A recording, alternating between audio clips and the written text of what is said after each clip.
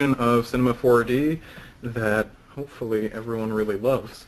And I know I do myself. A lot of these new features are pretty fun to play with and even kind of practical to use, which is always a good bonus. So I think for this presentation I'm going to cover some of the major new features that we have in here. This includes my favorite, which is the new reflectance channel. The motion tracking, we have some new tools for polygon modeling, and then there's quite a few other little things here and there, a couple things in sculpting that are really fun, and one thing that I will not show but is a great addition is the team render server. So no longer do you have to rely on just using the team render service itself. You can actually set up a server with clients, and that is something that people wanted a lot with this version, and it's here. Unfortunately though, I'm not going to show it just because I'm on a laptop and it's not very useful to have a server and client on the same machine. Alright, so let's jump into reflectance channel. Again, my favorite addition here, and also something that can be a little bit confusing for people that are just jumping into it for the first time. So if I create a new material, what we have here is our material editor, and if you take a look at all of the different channels here, the one thing that's missing is a specular channel, and the reflection channel has been renamed to reflectance. Part of the reason here is reflections and specular, they're really just dealing with the exact same thing. They're dealing with the way that light interacts with your scene.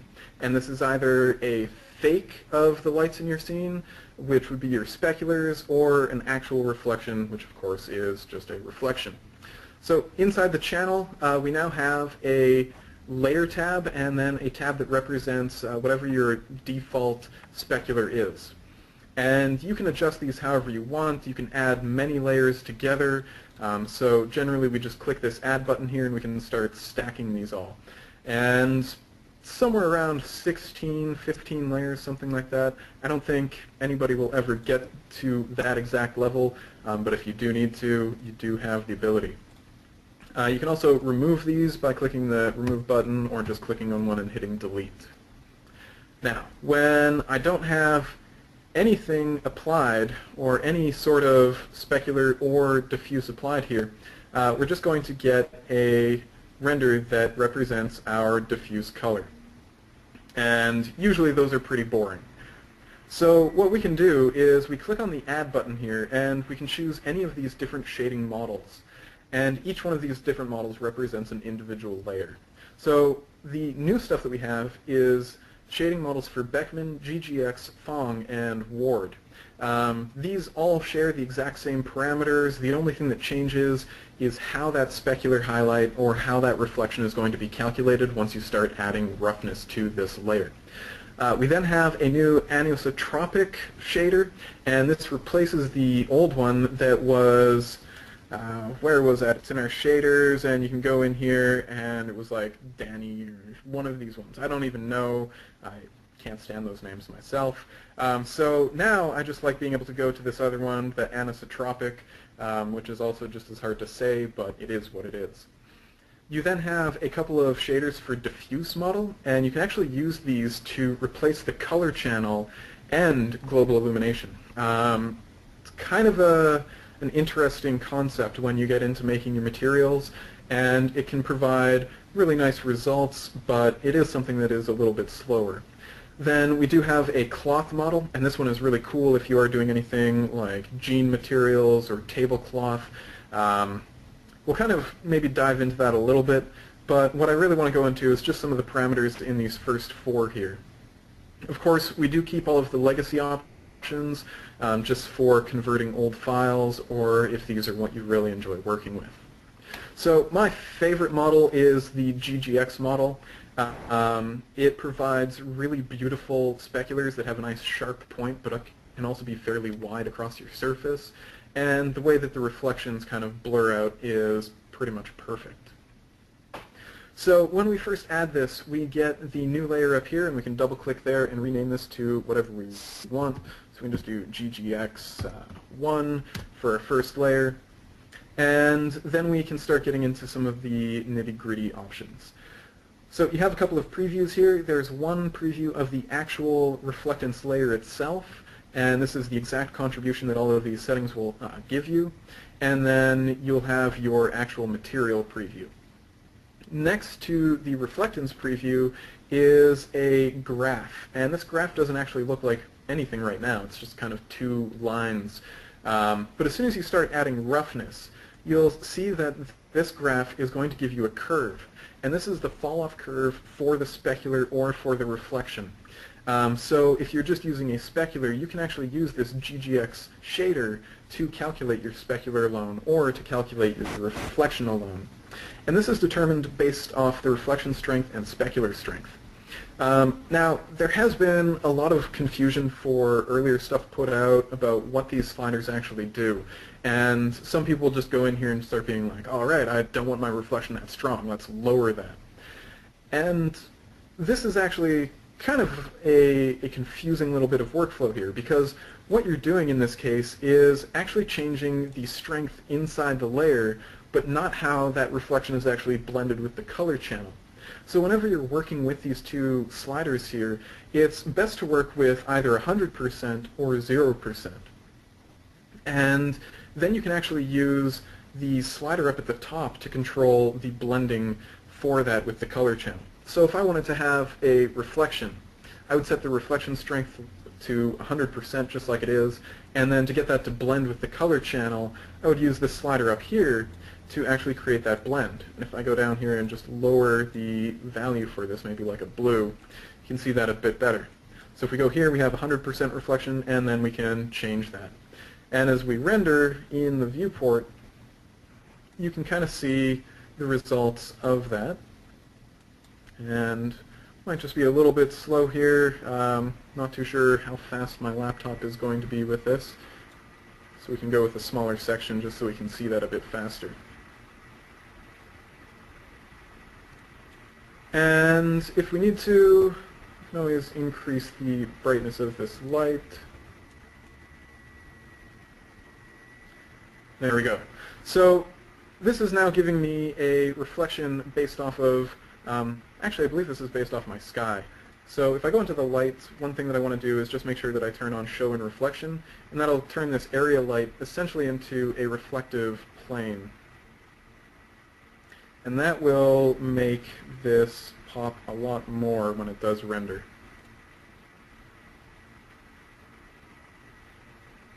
There we go, that looks a lot better. So the roughness here, excuse me, so the roughness changes the actual roughness of the reflection. But if I lower that roughness, sorry, I just have to pause here.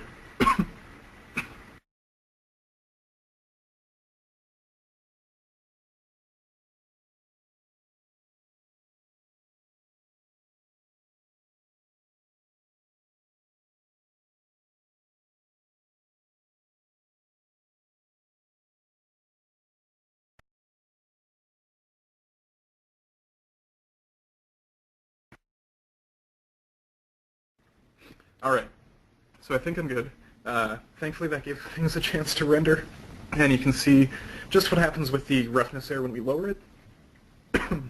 And you can see that reflective plane a bit better. Oh man. Sorry about the voice, guys. Okay, calming down. There we go. So we can see that changing that roughness really does change the way that that reflective plane is going to be reflected in there. And if I wanted to switch this to just show a specular highlight, what I would do is set the reflection strength to 0% and the specular strength to 100%. And what we're going to see this time is then just the specular contribution from this light on the object. And here it looks pretty nice, and we can even increase the width so that we have a nice soft specular on here. And I actually really love GGX for speculars because you do get that nice sharp point, but then they have this beautiful fall off across the rest of your surface. And if I switch to any of the other modes, you'll see that they still create the sharp point, but the fall off is a lot sharper and it doesn't spread as nicely across the surface. So that's usually why I stick with GGX. Now, we do have the option of showing both a reflection and a specular in the same shading model.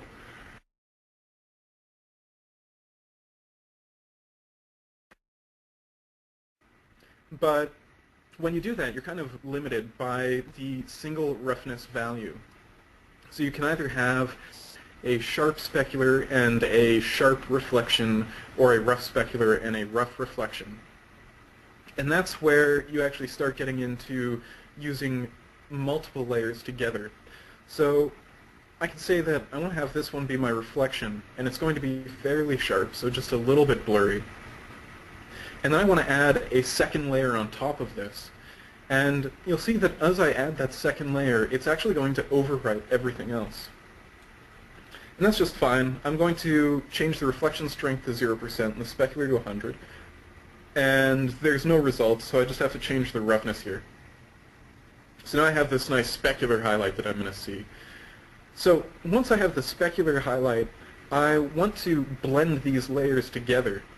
And to blend these layers together, I'm going to use the drop-down in the actual layers section here, so I can add this layer to the layer underneath it. And when I do that, you'll see that we start getting a blend of the reflection itself and that nice smooth specular that I have. So we can really push these pretty far to get the exact effects that we want. And if the specular is too strong, then I just take the slider here and I can lower that value. So again, whenever you're using these reflection strengths or specular strengths, it's really easiest just to keep them at 0 or 100 and only blend with the top sliders up here. Now, there are a whole lot more options in the actual reflectance. If we take a look and unfold all of these different attributes here, we can use all of these values to control this reflection material. And beyond that, there's even more fine-grained control. If I wanted to, say, have variable roughness, so if I take my reflection layer here, and I wanted this reflection, this roughness to change based on a texture, I can click on the little black arrow there and twirl that down, and I get access to a texture link field. And pretty much I can go in here and add any of the Cinema 4D shaders, any sort of image that I want to use as a reference. So this could be a material that you paint or shaders that you set up, anything. And you can use that to modulate the roughness across the surface. So I'm actually going to go into my render settings here, and we will drop these down a little bit so that things render a bit faster for us, so that we can see a faster update. There we go. So it's a little bit grainy, but it'll still be able to show off what's going on here. And we can also set this reflection to be 100% reflective.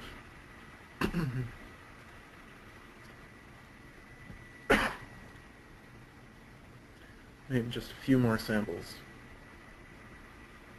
Okay, so pretty much once we add in the texture to modulate this, excuse me, cough's coming back.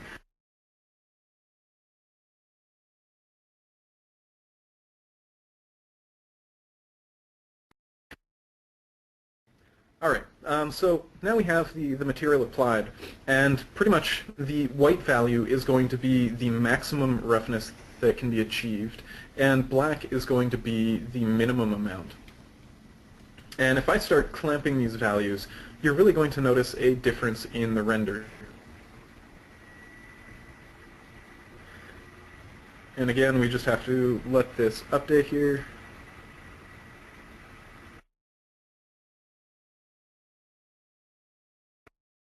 So you can see on the sides of the owl we have parts that are black, and these are reflecting just the black environment around. And then the parts that are getting brighter values are showing the actual panel that we had up there being kind of diffused outwards based off that roughness. And I do have an environment map here, and if we use that, we might be able to see the results of the roughness a little bit better. Yeah, so we can see that a bit better. Let's go ahead and change the scale of this noise a little bit. And we can clamp that down a bit more too. And so being able to do this is actually really beneficial for a lot of different types of materials. If you were creating something like a wood floor and you wanted to have that beautiful kind of worn look to it, you might have areas of the floor that are less worn, so they would have a lower roughness value, and areas that have more wear on them, which would have a higher roughness value. And being able to use a texture like this to control that really is going to let you push the realism of your materials. Of course, if you don't want to use this, you can simply clear the texture and you have your normal reflection back. Now, you also have these options for the color. So if I wanted to change the color of my reflection, we have the layer color strength. And changing that is going to give me a blend between my actual reflection color and the surface color. And this can be modulated with a texture as well.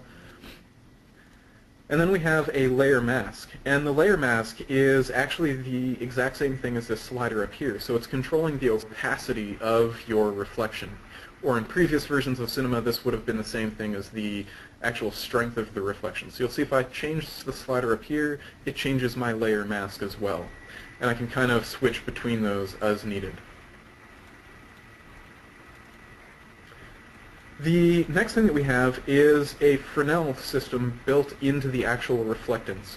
So before, what we would have done is go into the layer mask, go into our shaders, and add the Fresnel shader. Now, the Fresnel shader is still useful because you can go into the shader and set the Fresnel effect using a gradient, which gives you a lot of artistic control over the exact effect. But if you want to go for something that is just realistic, what we have here is the layer Fresnel options. So the default is none, meaning there's going to be no fall off based on the camera angle. We then have presets for dielectric and conductor. So dielectric is going to cover all of your materials like plastics, glass, water, anything that is a bad conductor of electricity. So we set that, and then we can set our index of refraction value to get the reflection to look how we want. Again, this is going to be something that really allows you to push towards getting something that looks more realistic for your final result. If you want, there are a lot of custom options here to use, so these pretty much just set the IOR to match that specific material as close as possible. Now, there's also a set for conductors. And conductors are going to be all of your metals. That is, anything that is a good conductor of electricity.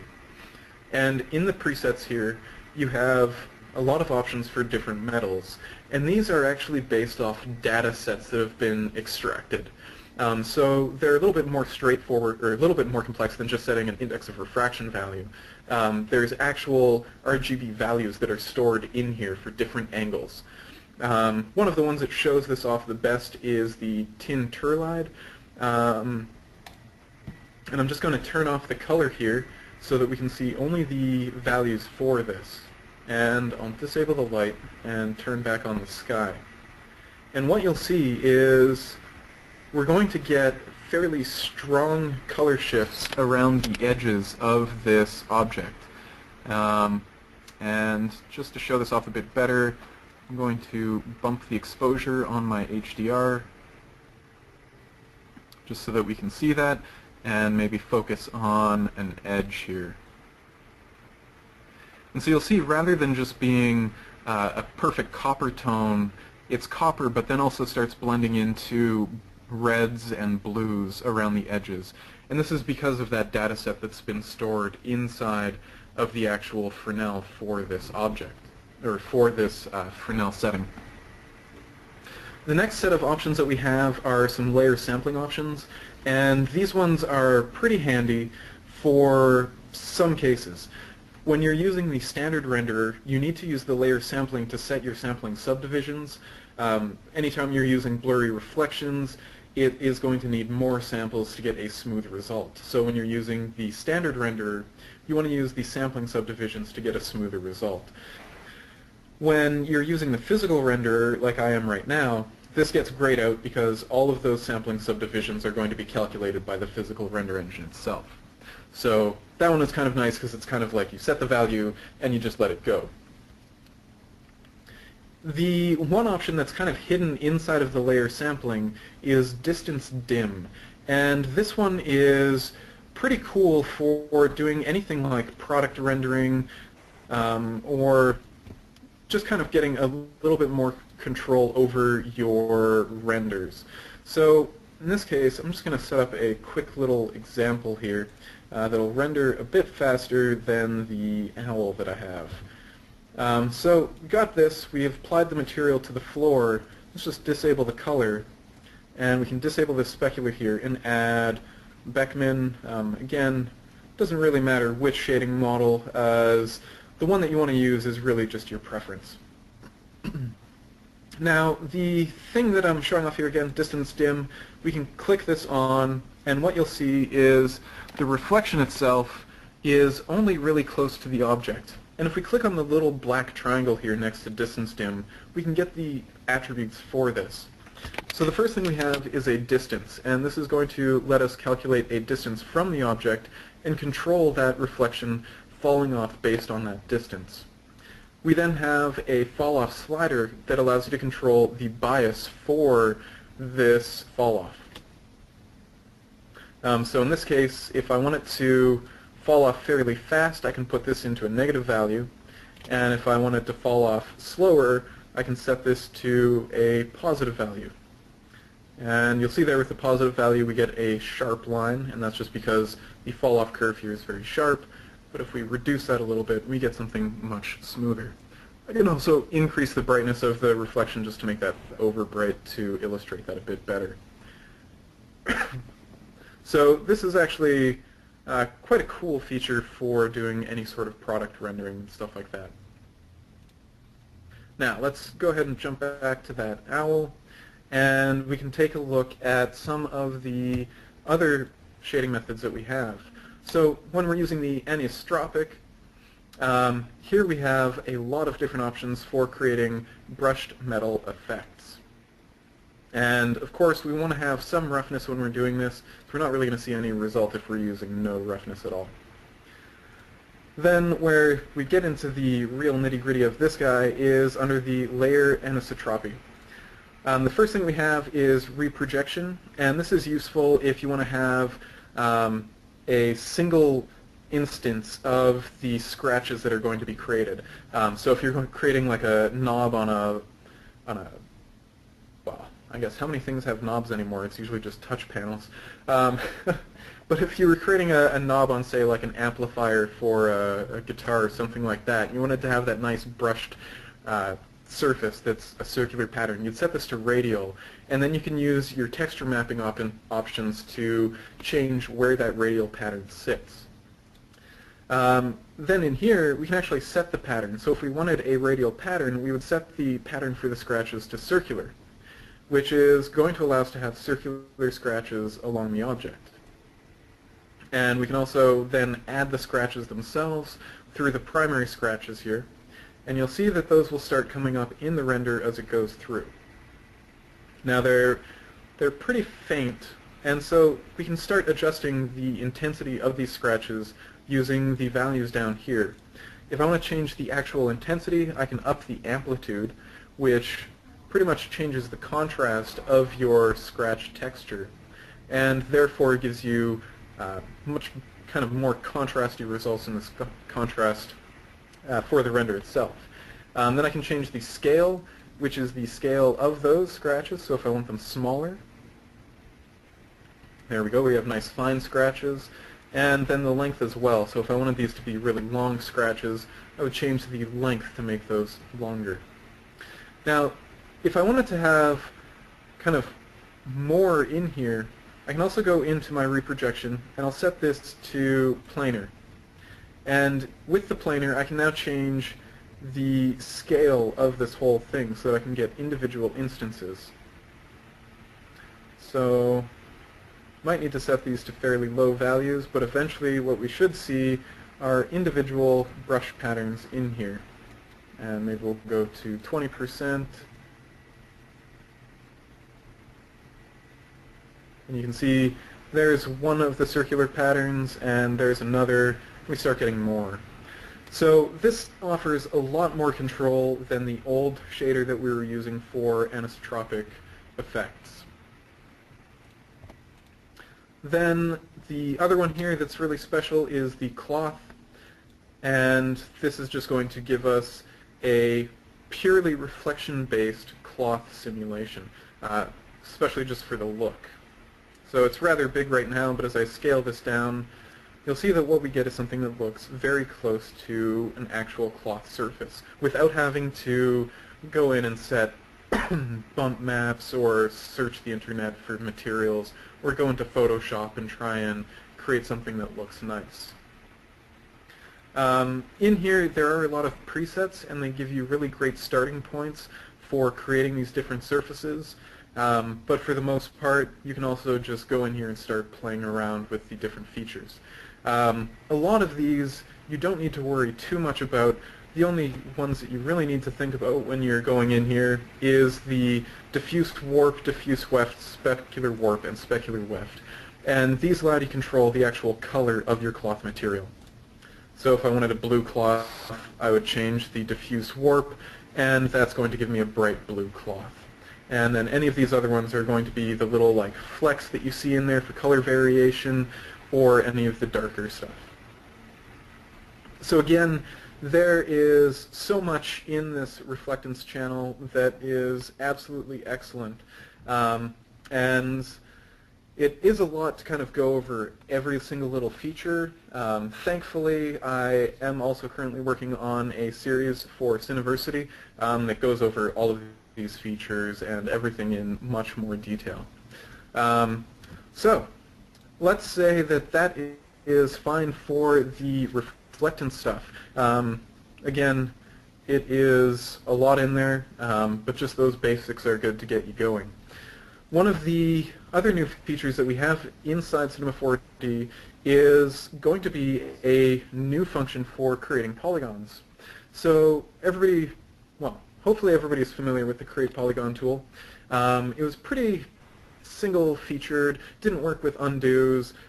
There were some weird shortcuts in there that you had to know, and overall it wasn't exactly the most fun to work with all the time. So in an effort to make things easier for us artists, Maxon has gone ahead and created a new tool. And this is the Polygon Pen. So if I bring up the commander here and just go to Polygon Pen, I can activate that. And as soon as I do, I'm dropped into the tool as well as into point mode. Now, this new tool has a feature called Reproject Result, and this is perfect for doing retopology. And I could do this by going into my snap settings and set this to surface snap and all sorts of other stuff, but having this function built right into the tool just cuts one of those extra steps out of the process for me. So once I have Reproject Result turned on, I can go onto the surface of my object and just start building out some rough geometry for what I want. And we're not going to do the whole surface of this object. We'll just start with something very basic. And if we then hide the owl from view, you'll see the new polygon that has been created that was snapping to that surface. And let's just go ahead and set this to quick shading lines so that things aren't blown out so much. Alright, so now that I have this basic polygon set up, I might want to start tweaking it. And usually this would mean switching back to the Move tool and then working that way. But with the Polygon Pen, we have the ability to tweak our geometry while still in the Polygon Pen tool. And this is going to save a lot of extra clicking or keystrokes. But that isn't really where the functionality of this tool stops. If I wanted to start building off of this geometry, or even adding edges in between some of these points here, because what I have is an n-gon, usually this would mean going into my knife tool and then clicking between points to add edges. I could also try to untriangulate or triangulate my n-gons, but that's not always the best method. So with the polygon pen tool, I can click on one point and then click on another point, and that's going to add an edge in between those 2 points. So I can quickly go through this and build out those edges that are missing. Beyond that, I can even go in here and add in more detail. So by clicking on the middle of an edge rather than a point, and then another edge, I can add in a new edge quickly. And you can even do this for cutting through multiple edges. You'll see there, I click on one edge and then click all the way across, and I now have my geometry built out fairly quick. If there's anything in here that I don't like, I can hold down the Control key, because of course we all love modifiers still, and click on any of the different components that get highlighted when I'm using this tool. And that's going to remove that component from my mesh. And if I don't like that one there, I can remove all of those. So this does give us a lot of flexibility there. I can even hold down Control and then click and drag to drag out new geometry. And this is great for doing retopology again, or even just some basic modeling. And you'll see that I'm leaving gaps there. And these gaps are helpful just because they allow me to illustrate that we also have snapping built into this tool. So as soon as I start bringing these points together, they will eventually snap, giving me a nice closed surface to work with. And again, this just saves us another step of having to right-click and go in here and go to the Weld tool, make sure that those points that I want to weld together are selected, and then weld them. The other thing that we have in this tool is going to be a brush mode for polygons. So if I switch to the polygon mode and then bring back my object here, I can simply click and drag on this object to paint polygons on the surface. And the size of these polygons can also be adjusted using the brush radius. So I can lay out bigger polygons or smaller polygons as needed. So there is definitely a lot of stuff packed into this little tool, but it provides a lot of flexibility and speeds up the modeling workflow a lot, which is something that we all love. Now, one thing that's kind of connected to modeling, but a little bit more difficult to show, is an update to the symmetry object. And for myself, this is actually a fairly huge update. So I'm just going to create a new object here, and let's go into loop mode and set that to 50%. And then we'll just get rid of this one side here. And the reason I'm getting rid of one side is because I want to use the symmetry object. And this is one thing that is really kind of wonderful. So everyone knows that, well, anybody that models knows that as soon as you start using the symmetry object and you want to go in and edit any of those points along your center line of your model, as soon as you start moving things around, it breaks apart. And this means that you always have to go back into your coordinate manager and zero out the x-axis or whatever axis you're mirroring across. And it's just another step that is fairly annoying. Or if you're moving the points, you want to just grab the axis handle here, which isn't always the nicest workflow because it's a little bit harder to get that positioned exactly where you want it. So if we go to the symmetry object now, there is a drop-down for modeling, and this modeling drop-down gives us a few new options. And one of the important ones here is clamp points on axis. So if I enable that and then go back to my cube, you'll see that I can still break that apart, but we just need a little refresh there. And as soon as I start trying to move these around, you're going to see that those points along the center are now clamped to the actual symmetry object. The other thing that we have here is an option to delete polygons on axis.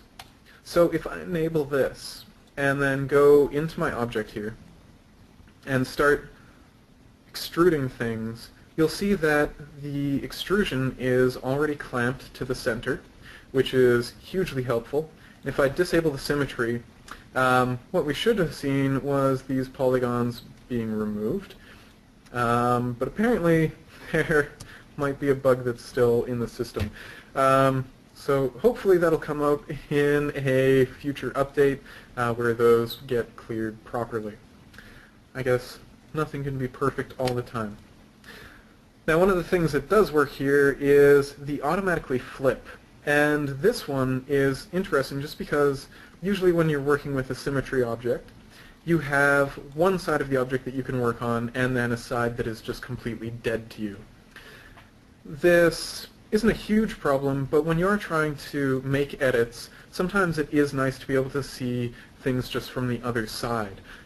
This gives you a different perspective, and it also allows you to create a better idea of the actual forms that you're working with. So what we want here is to turn on automatically flip. And when this is on, what's going to happen with the symmetry object is when I'm on one side of the object, I will have points that I'm able to edit and adjust. But then as soon as I flip to the other side, my geometry that I'm editing is also going to be available to edit. So it's not quite the exact same thing as a symmetrical modeling tool, but it does give me something very similar, at least in regards to being able to work on either side of my model freely. Again, this is just something that is going to be perfect for allowing you to work a little bit more free and a little bit more artistically when you're working on your models. Alright, so from there, we're going to get into the next big thing that we have, and that is going to be the motion tracker. So again, we'll just start a new file to keep everything nice and clean. And in the main menu here, you'll see that we have the motion tracker menu. And there's quite a few options in here. The first one is the motion tracker object itself. And we can add this and start doing a manual track, which is a lot of fun. Or if we just want to get something done, we can click on full solve. And once we go to full solve, that is going to bring us in here, which will allow us to go in and select our footage that we want to use. And somewhere in here, I should have some footage. Projects, camera track. And let's go with Kozu. So here I have all of my footage, probably about 200, 300 frames. And I click that, and as soon as I load that in, the motion tracker is added to the scene. And you can see down here in the status bar that it's preloading the footage. So what it's doing when it's preloading is it's taking my footage that I have and it is resampling that footage. And the reason it gets resampled is just so that you have a little bit more memory to work with. And once it's actually preloaded the footage, that goes through, it adds automatic tracking points, and it starts running the 3D solver right away. So we'll just let this automatically solve, and then we'll go into some of the details about using the solver itself, especially when you want to get into more manual sorts of tracking. So just a couple more seconds here, and we should have our track complete.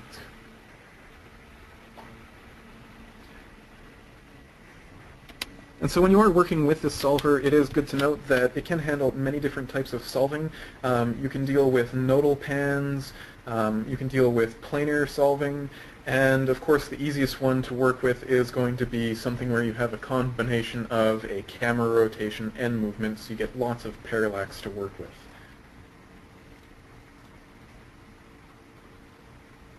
And just a few more moments here, this track will be finished.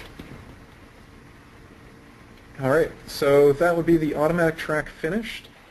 And what we get inside Cinema 4D is a representation of all of the tracking points that have been automatically created. And in here they are represented as null objects, and they're also given a color coding. So we have green nulls, which represent tracks that are probably going to be a lot more solid, and then we have red nulls floating off in the distance here, that are representing any of the tracks that might not have had the best accuracy but still work for the actual solution. Now, if we go into the camera view, you'll be able to see those null objects floating in space with our footage. So I guess at this point, rather than sit through another full solve, what we can do is take a look at setting up the actual constraints first. So when I want to set up the constraints, I'm doing this so that I can set the scene orientation as well as the scale. So if we take a look, there is a menu here for Create Position Constraint, and I can break this off just so that I have easy access to it. And the first constraint that we want to set up is a position constraint. And this is used to set the world 0 point for the scene. And if I wanted this to be, say, just at the base of this lamppost here, I would click on the tracking point at the base of the lamppost, and that's going to set the world 0 there. So you'll see in the top view now, all of my nulls are kind of surrounding that one position constraint. The next thing that we have is a planar constraint, and the planar constraint is going to be used to set up the actual orientation for the scene. So I just want to go to a location where I have a few trackers that are all on the same plane. And then with the planar constraint, I only need to click on 3 of these features to get my constraint in there. And if we take a look at the top view, you'll see that that's represented by this gray triangle. Once I have the actual planar constraint in there, I can then set the axis that this plane is supposed to be aligned to. So in this case, I want this to go to the y-axis, and once I do that, you'll see all of my null objects, or at least the ones that should be on the ground, are aligned on the xz plane. So I have a nice ground there. Now, every once in a while, what's going to happen is when you create this alignment, Cinema isn't going to know if the camera should be up here or if it should be down here. So in these instances, there's also a checkbox to reverse the axis. And if you click on this, you'll see that it simply flips the camera position either up or down. Generally, though, you want the camera to be up here, so in this case, I don't have to change anything. Finally, the last constraint that we want to deal with is the vector constraint. And what the vector constraint is used for is actually scaling the scene or setting the overall orientation. So we'll see right here, even though most of my nulls that are on the ground are properly oriented, or they are on the ground, they're not really running in a direction that's easy for me to use. And in these cases, what I want to do is maybe set it so that the dock, so I have the front of a dock here, is running along the x-axis. So again, I just need to go into my vector constraint and choose a couple points along this axis that I want to work with. And if I go to the top view, we should be able to see a nice faint gray line going from here to here. And this is my vector constraint. So in here, I can now go to the axis and set that as the x-axis. And doing so makes it so that this line now runs along the x-axis. And I also have the option of reversing the direction if I want to, just so that that sits in the same direction as it was pointing before. There's also a function in here for setting the length. So if I was smart and knew that I was going to use this for tracking when I originally shot the footage, I would have jumped out of the boat and swam across the water, gone over to the deck and pulled out my trusty tape measure and measured at least one of these distances here. In this case, we're going to have to guess and say maybe from here to here is probably 50 meters. So if that's the length that I wanted, I would go into the length drop-down and set this to known. And then in my edit field, rather than have this set to 1,000 centimeters, I would simply set this to 50 m, hit enter, and it's now 5,000 centimeters, or 50 meters. And you'll see everything else in the scene has scaled to represent that. And if I drop a cube in here, we should see that Cinema's usual 2-meter high cube is now fairly small on this dock. But I can go ahead and increase the size and then set that to be resting on the ground so that it tracks nicely in my scene. Okay, so that's pretty much the automatic tracking and getting things oriented, but there are going to be times when you want to have manual tracking abilities, or if you're dealing with footage that isn't so easy to track. In these cases, what you would do is set up your motion tracker and then locate your footage again. And so somewhere here we have footage, projects,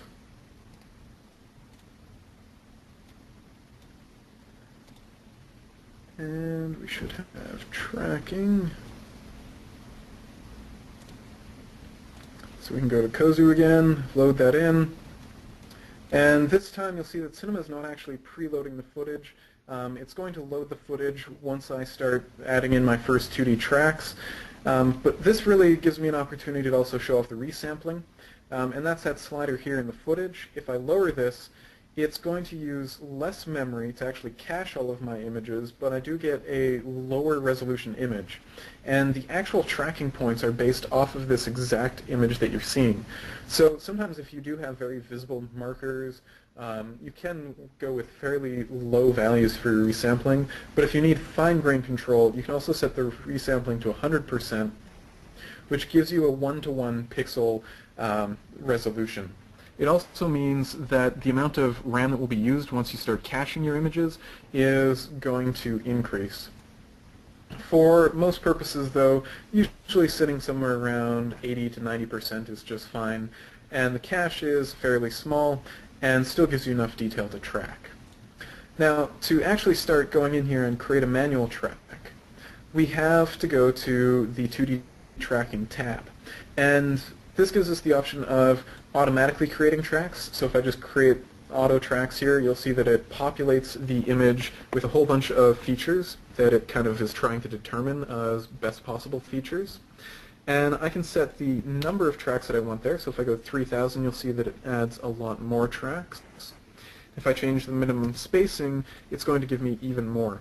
So you can get actually fairly dense tracking results here. But a lot of times you don't need that many tracks to actually get a decent result. So I'm just going to go minimum spacing of 20, and if we need to, let's just go ahead and delete all these tracks so we can select all those and delete them, and then just create a new batch of tracks here. Hopefully that gives us something cleaner.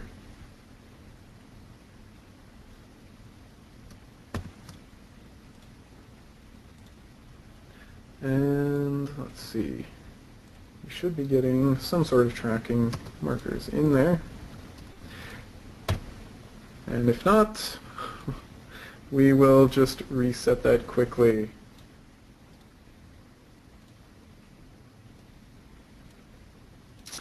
Okay, so let's say that I had those. I would create them, and then I would click this auto track button to actually track back or forth in space to get my tracks created.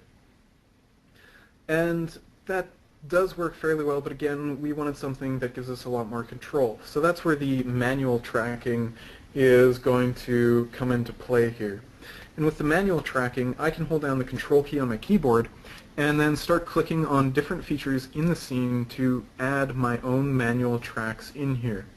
So if I wanted to track the wheel of this truck as one of the features that I want, I control click on that, and I can set the feature size there and also the search area with the second box, and then I would click on manual track. And once I click on manual track, that's when it's going to start pre-processing my footage. And I can now move through the footage, and you'll see that the tracking is going to follow that particular object. And I can go in here and add features as needed. So if I want to track this anchor point, I click on that, click on manual track. It's going to process whatever frames are needed for the specific track again, and then it will show me the result. So there we go. it's tracking that feature. Now, one of the downsides here is because the tracker is actually giving me such a solid result, it's a little bit harder to show what happens when a track goes off course. And maybe let's just try something that doesn't have very good contrast here, like this random spot on the ground. We'll click Manual Track, and going backwards it's good, and forwards.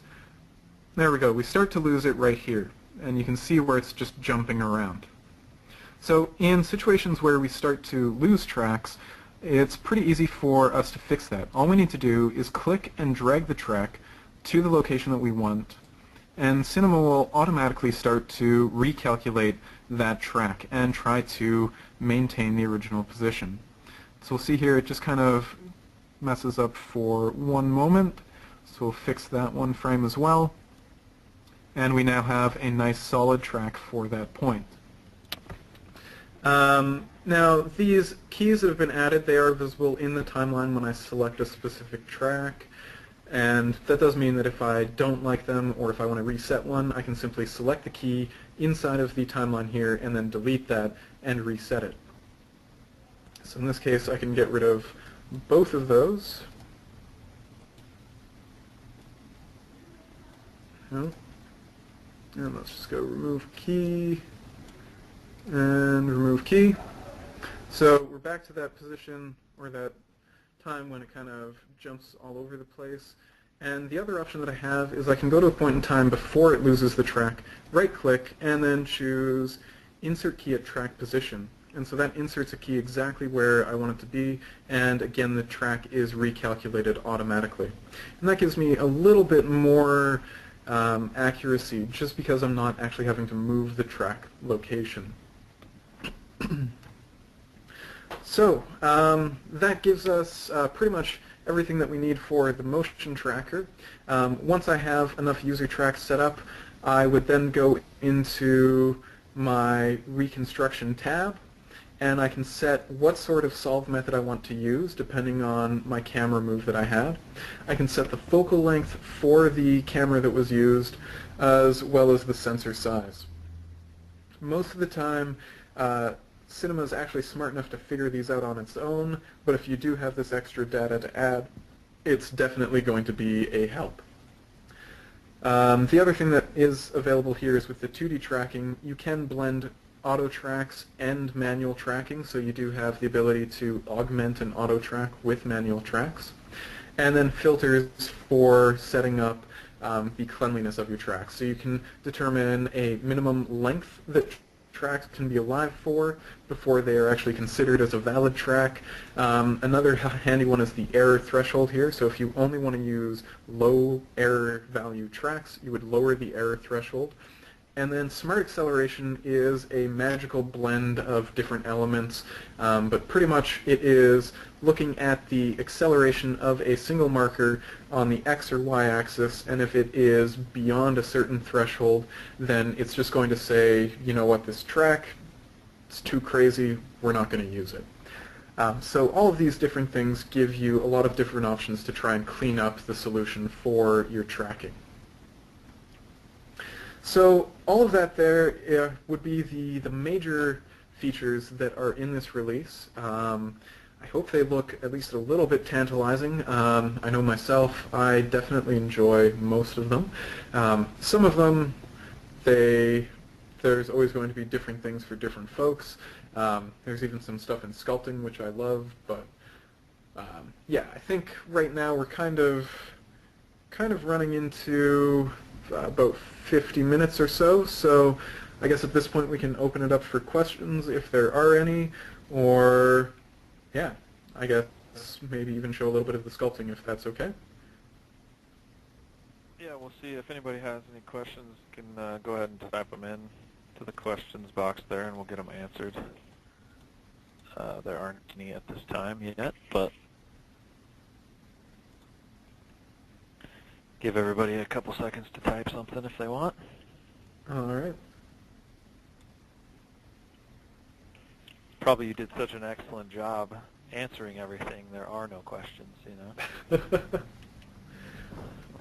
Well, If there are any questions, you can always ask me on Twitter. I'm at pgoski. That's always one way. Also, plenty of forums. There's forum on Cineversity for any users of the MSA. So there's always going to be some sort of way to find out more about this stuff. Yeah, I'm going to send out an email to everybody as well with a link to rewatch this if they want. And so I'll put your Twitter and your email address on there so they can, if that's okay. Yeah, definitely. They can hit you up with any questions that they may have. All right. Although it doesn't look like there's any coming in, so I guess we'll just go ahead and end it. Thank you. Cool. Well, thank you, and thank everyone that was watching as well. Yeah. All right. Until next time. All right. Have a good one. All right. Thanks. You too.